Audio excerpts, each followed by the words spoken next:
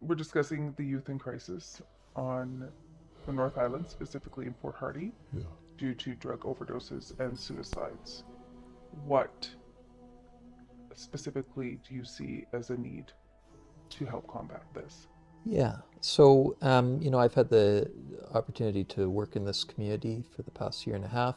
I worked over 50 emerge shifts at Port Hardy Hospital and a handful at the Port McNeill Hospital. Um, when there's an emergency, you need to go to emergency. And we've had too many kids and youth, and frankly, they're kids, right, that are in emergency and are suffering and are dying because we don't have an open emerge in Port Hardy. An emerge that closes at 5 p.m., that's not an emergency room. And so, I've had patients who are senior paramedics in our community, and they've, had to declare these kids dead in their ambulance on the way to Port McNeill because our emerge is not open in Port Hardy. So immediately, we have to reopen that emerge. And it's not complicated. It's only political will. And, I've called repeatedly on our leadership in terms of our Member of Parliament, Rachel Blaney, our Member of the Legislative Assembly, Michelle Babchuk, our Mayor, Pat Corbett-Labatt, and our Council. And we need a state of emergency if we are unable to open this emerge 24/7. Frankly, I think if the political will was there, it would be open just like that. And for reasons I can't understand, it's not. Port McNeill is a quieter emerge. The patients are less sick. Yes, Port McNeill needs an emerge open 24/7 too, but there's no justifiable reason why a population here in Port Hardy and our reserve communities, predominantly First Nations communities that are feeding our emerge in this crisis, why we don't have a 24-hour access to emerge. It's a crisis. And, I've had the great privilege to do a lot of work in my 12 years as a doctor. I've worked in northern Manitoba and northern Quebec, and worked in a lot of First Nations communities. And I've worked with a lot of youth in crisis. And I've been in communities where there's been deaths, and I've seen what happens. I'm a white settler, and I don't come from as tight-knit a family as I see in some of my First Nations patients. These families are very, very strong, their bonds, and they're tight, right? And a loss, it's a chain, right? You can't break a shackle, you can't break a link without destruction of the strength, right? And so, the youth are everything in these communities, everything. And we're losing them, and we're losing dozens in weeks. A single death is a tragedy, and yet somehow we're numb. We're numb to this. The GNN First Nation declared a state of emergency. And what have I heard in the national and regional media? Nothing. No one cares. No one's paying attention. And, on CBC radio, I was listening and they were talking about an elk in Yubu that had been hit. And it was apparently a famous elk in Yubu. And they spent 10 minutes on CBC Radio Victoria, which covers our North Island. And they were talking about this elk. And I was driving home from having to counsel a patient who'd lost her son. And CBC Radio was talking about an elk that had died. And so, yeah, this is an immense tragedy.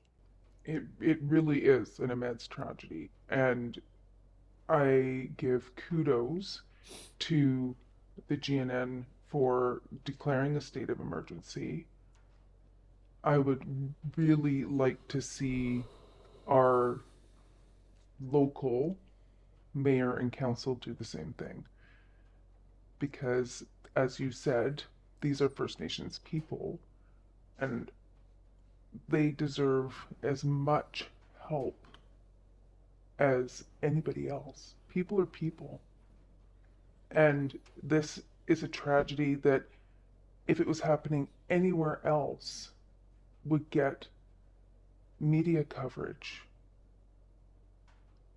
that would just be mind blowing. But there hasn't even been a peep.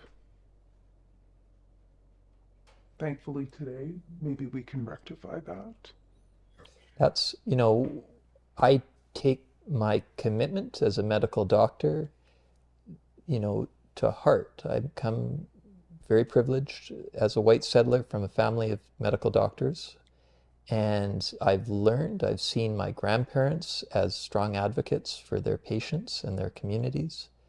I've seen my dad and my aunt and my uncles as strong advocates for their patients and their communities. And from my perspective as a family doctor, one of our CanMed's 5 principles of being a family doctor is advocacy. And from my perspective, I have no choice but to be here today with you. Right. And we appreciate that. We need physicians who are willing to speak out. We need political figures that are willing to speak out.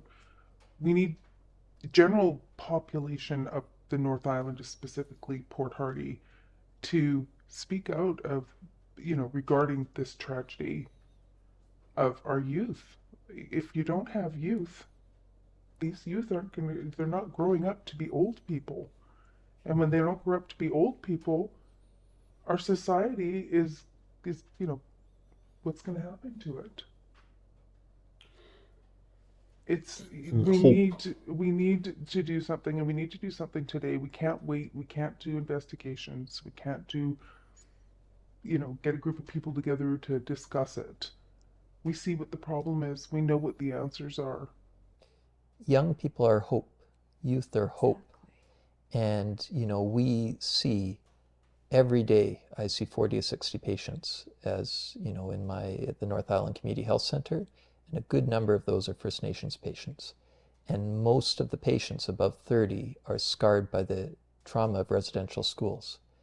And so the youth are the hope. They're the chance to break free of the trauma of residential schools. We are stripping them of hope right now.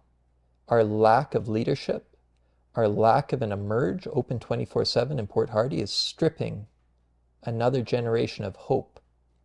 Yes, I agree. It's a lack of almost caring. Institutional racism. I think as individuals, people care, right? I think if we sat down with any of the people we've mentioned, any of the leaders, I think they care. I truly do believe they care. But our institutions foster racism. And the minute one life is less valuable than another, you've lost the story. Yeah, yes, absolutely. The managed alcohol program that has become sort of a pilot project in this area, which is scary. We already have, or before this even happened, we already had an alcoholism problem on the North Island, regardless of race. And now with this managed alcohol program, it almost seems to have exacerbated that issue. And I've been asking, I wrote an email 2.5 weeks ago to Island Health Leadership asking for some of the data in terms of the GMAP managed alcohol program and what the outcomes are and the evidence that it's saving lives and helping reduce alcoholism in our communities. And that's 2.5 weeks without a formal reply. And I've sent a reply again, reply all, as this crisis has built.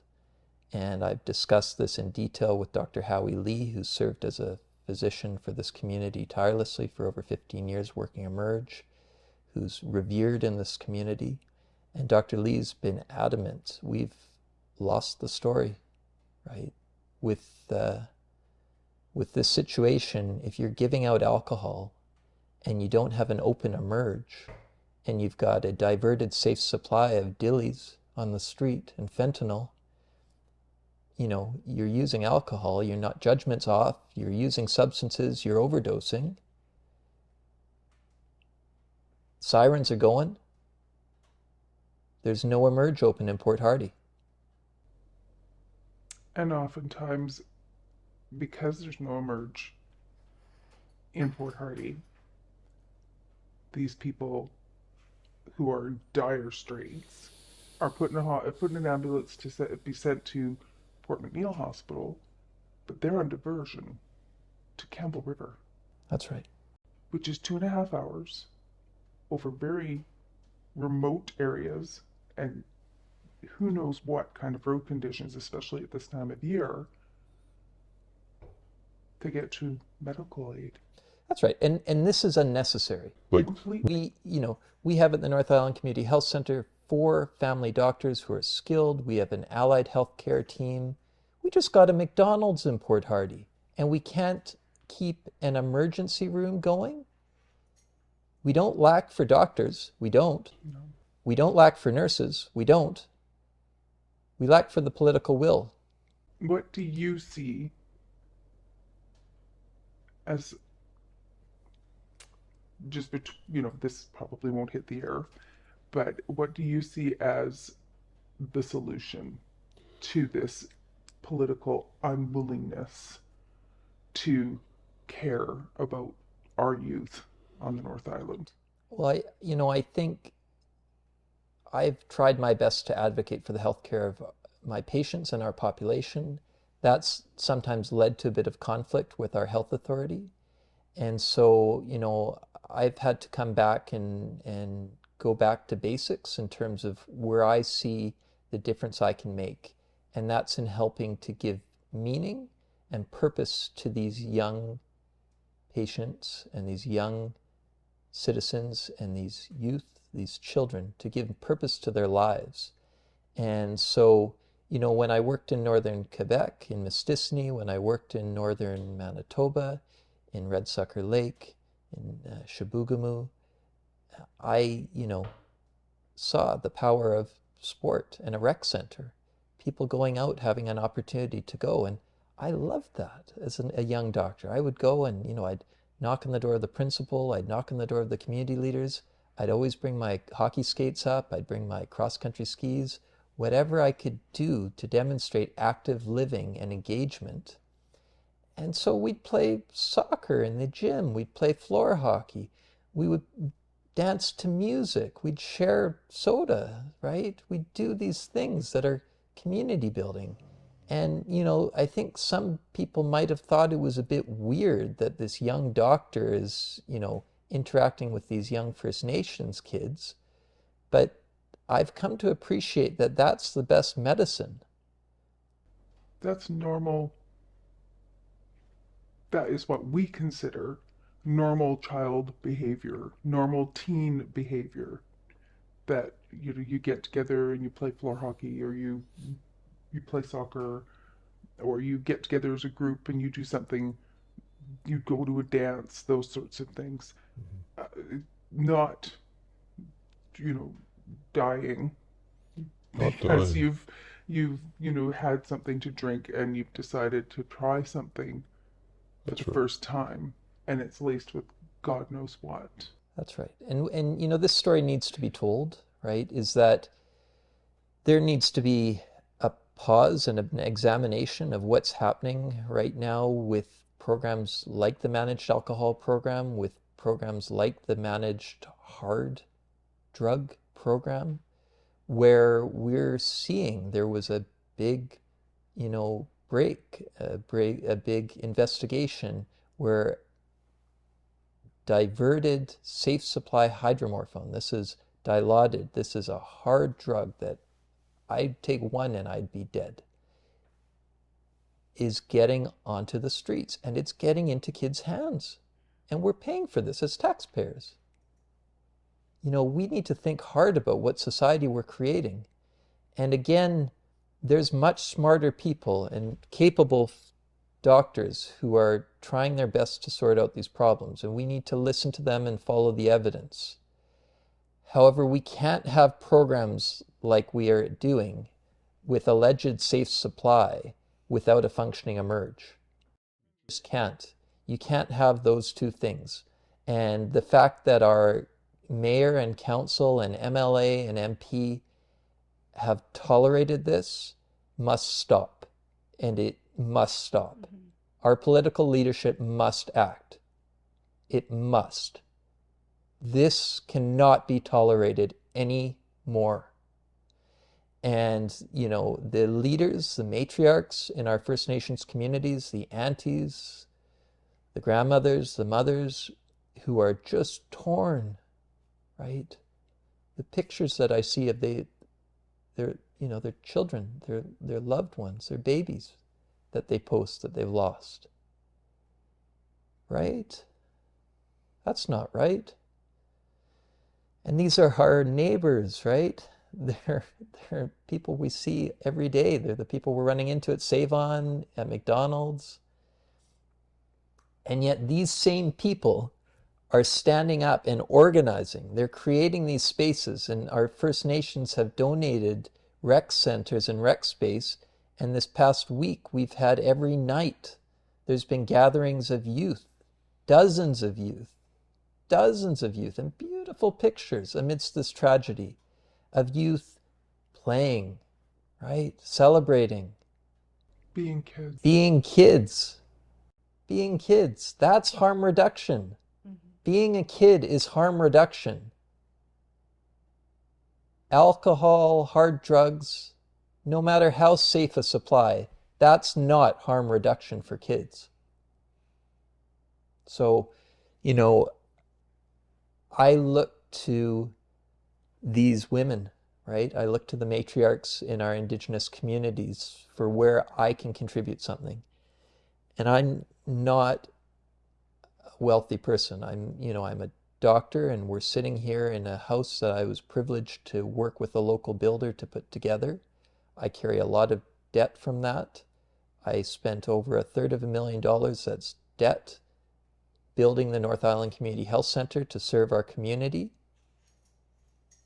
I have a lot of debt, but I'm also incredibly privileged. And so I see an incredible urgency in creating a space that's 24/7 accessible as demanded by these matriarchs. They need this space where kids can play, where kids can be kids, where kids can share a soda together and share snacks and dance to music and make art and do drama. The things that maybe their parents as residential school survivors never had a chance to do.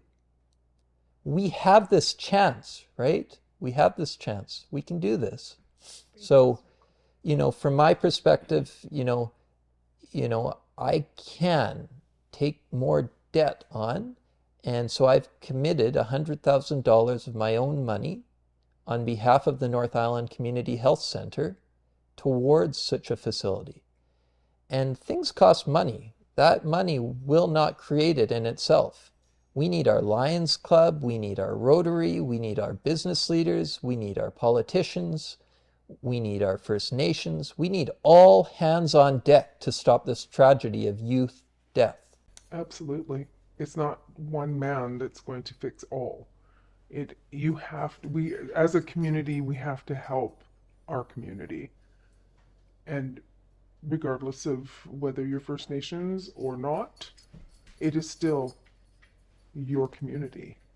And you have to care about your community. You have to care. I personally don't have any children, but I care about all these young kids that are making one silly mistake, and it's such a huge burden that they're having to pay. They die. That's right. I look at the number of mistakes that I made in my childhood, and I was my parents got divorced when I was young, but otherwise I had a pretty darn good life, right? In terms of the adverse childhood events score that I've got, it's something, but it's nothing like the patients I see from these communities. This is not rocket science. There's no magic to this. We need a 24/7 open emergency room. We need a safe 24/7 space for kids to be kids. That's it. That's it. Don't let the politicians tell you it's complicated. But we need a third thing, and that is people to actually get up and do it, That's right. to care, That's right. to actually put themselves out a little bit, whether it's financially or time or collecting information that needs to be collected in order to actually get these things done. Sitting in our living rooms complaining is not saving a single one of these kids. No, although that's what I'm doing at the moment. True. But yeah, no, for sure. And I think we have to laugh about it too. In amidst the tragedy, we have to rejoice. And when I say laugh, it's not laugh at the tragedy. No. It's laugh at, our common humanity and the fact that we're all just human and we're going to, frankly, fuck up sometimes, but we have to try. And right now, the people in power don't seem to be trying, and they have to meet the moment. This is a tragedy. This is a crisis. I see patients who were delivered by Dr. Jack Pickup, all throughout the North Island, right? I see, I've got 1,500 patients in my practice. I see a lot of people. I see a lot of people who are born and raised North Islanders. They've never seen anything like this. No. This is without precedent. Sirens going day after day, morning after morning, Multiple sirens. night after night. Yes, I too am a long-time North Islander, and the amount of sirens that I have heard in the last 6 months has increased exponentially to any other. Like, even if you collected all of the time I've been together, it still would be more than that time. And I think, also we have to look at the collateral damage of these deaths too, right? Those sirens, there's people behind those sirens. We just hosted, our mayor and council and Legion, and hosted the Wounded Warriors Run, which is, paramedics and first responders who've been traumatized in the line of duty. We are actively traumatizing our first line responders by not supporting them, by not giving them an open emergency room to deliver their patient in Port Hardy, by forcing them to declare a child dead in their ambulance on the way to the nearest emerge because ours is closed. Makes you sick. It really does. This is much bigger than one First Nation, right? This is, I'm seeing lots of patients that live in the district of Port Hardy that are, impacted. This is not just a health issue. This is not just a medical issue. This is a social crisis, right? I spoke with one of our counselors, long-term counselors, yesterday, and, this counselor told me it's a health issue. It's a health jurisdiction. That's not our job. And I was crystal clear. This is a social crisis. This is the very fabric of society that's falling apart in front of your eyes while you are in charge. So, I had a follow-up conversation with our mayor, and we have a very good and healthy, understanding and line of communication. And of course, there's a few things we disagree about. Disagreement can be healthy. And I really strongly, firmly believe Mayor Pat Corbett-Labatt has nothing but good intentions and is striving to do the right thing.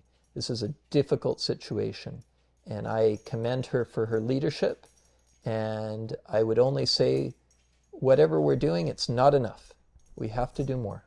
We have to stop being a society of having that knee-jerk reaction of when it happens to you, then you care. That's right. You have to care about your neighbor. We've become very isolated people, partially due to COVID, partially due to, I think, social media, not really having to have the social interactions that we did when we were kids. That's right. And I think that we have become a society who really doesn't care too much about what's going on with our neighbors. And that in and of itself is a tragedy, and I think it's systemic as to what is occurring now. It is sort of the catalyst and we're now reaping our rewards, and it's not worth reaping. Like, this is not the reward we want. Well, yeah, I mean, it's hard not for it to feel a bit surreal, honestly. Like, you can get your soft serve ice cream at McDonald's and walk down the road, yet we've got this, crisis of suicides and overdoses in our streets.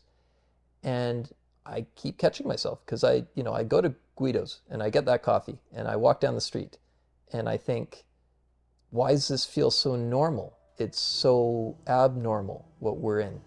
And so, I hear the comment that way in terms of, yes, we've become a bit of a voyeuristic society. We, see, we take in, we snap, we scan, but we don't engage in a meaningful way. And, again, this is where I'm looking to the First Nations women, the matriarchs in these communities, because they, as far as I can tell, more than anyone else, are the exception. They live this. They feel this. There's 7 generations of strength behind them that guide them, and so we have to follow the wise voices and the elders in our community, and they have the path, they have the prescription, right? I can't prescribe a medication that's going to fix this, but they've got a social prescription, and with that intervention we can turn this ship around. For sure we can. Absolutely. Not only can we have to.